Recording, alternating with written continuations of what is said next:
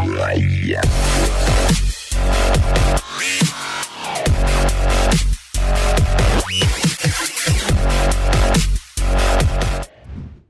right, guys, today we're going to take a look at what is probably the newest lock-picking kit to come onto the market. It's by a company called Law Lock Tools in the UK, not because it's law enforcement, because it's owned by a guy whose name you guys might recognize, Andy Law. He's been involved in the lock sport community for years. He decided he wanted to come out with a brand new set of picks, and this is what we came up with. Just got this in the mail.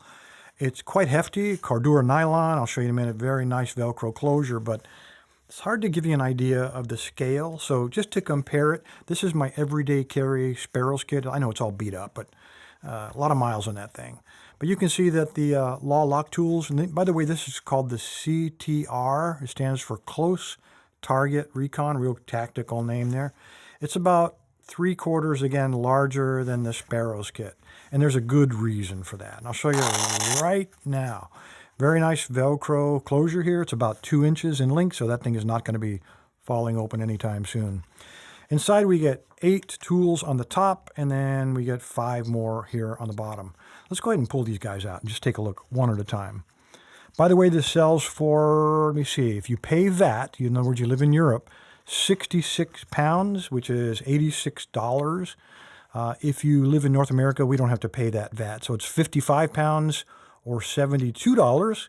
And Andy, when he sent this, he sent me a discount coupon, which I'll pass along at some point. So stick around. All right, we have 3 top of the keyway tensioners. Always nice to get these. These are pretty well done, all in stainless steel, as is everything inside of this kit. 301 stainless steel of various thicknesses. We have the typical 3 different widths of the top of the keyway, which is 48 thousandths, 40 thousandths, and 32 thousandths. And for you metric guys, 1.2 millimeter, 1 millimeter, and 0.8 millimeter. So again, all industry standard stuff. Likewise, we have 2 bottom of the keyway tensioners. These are both what I would classify as the medium thickness. One with a twist, one with no twist. So again, all stainless steel. Now let's take a look at these guys. This is what I think we're really interested in. We pull these guys out. Right away you can see there's something special about these. These are laminated handles, and you can see that they're spot welded right there, and there's another spot weld right there. These have been tumbled quite a while, nice and shiny. Typical of production picks. I think if you look closely at the edge of it, you can see some grinder marks, but I checked all of these. I've been using these for a week, by the way. So if you see any scratches, it's because of me, not because of quality control. There are no rough edges on any of these. So they were probably ground down all the way around and then tumbled for quite a while to take the sharp edges off.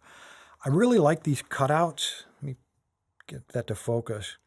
You can see that the alignment on these is perfect. The center portion is like Oreo cookied with the 2 slabs on the outside.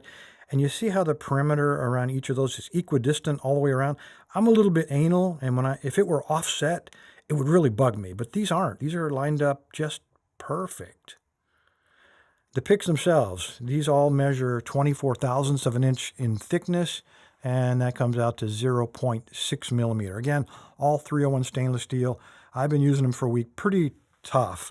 They all have the Euro profile, the slender shaft to get into the narrower keyways, but with that 24 thousandths or 0.6 millimeter, you might have trouble getting into the most paracentric keyways.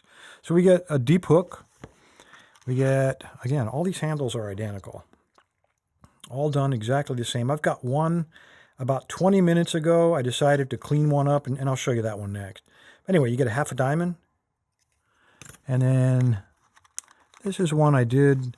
I spent about a minute with 600 grit sandpaper cleaning this up. Now, it's not surgical instrument, I get it, but I just wanted to see what was possible with about a minute of cleaning up. Now, you still got the squared off edges here, but what I did is after I got through cleaning the shaft up, and that's for 600 grit, that came out pretty nice. I also rounded this part off just as an experiment because I usually pick locks with the pins up. So for me, my finger's always going to be resting right there. And I thought, I wonder what it would be like if it was rounded off. And I did that. And I got to say, that took about another minute.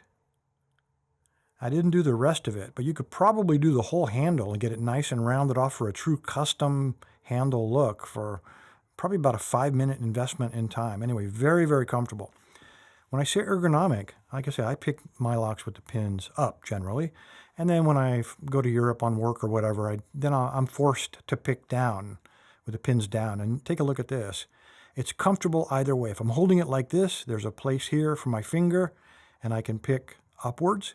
If I'm in Europe and I flip it over like that, there's a nice flat spot for me to put my finger to get the downward pressure to push down on the pins. So they put a lot of thought into the ergonomics of these guys.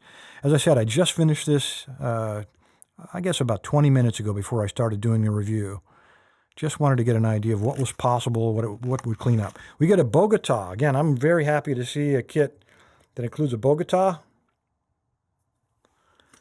We get a snake rake. Very nice. We also get the city rake, or the L rake.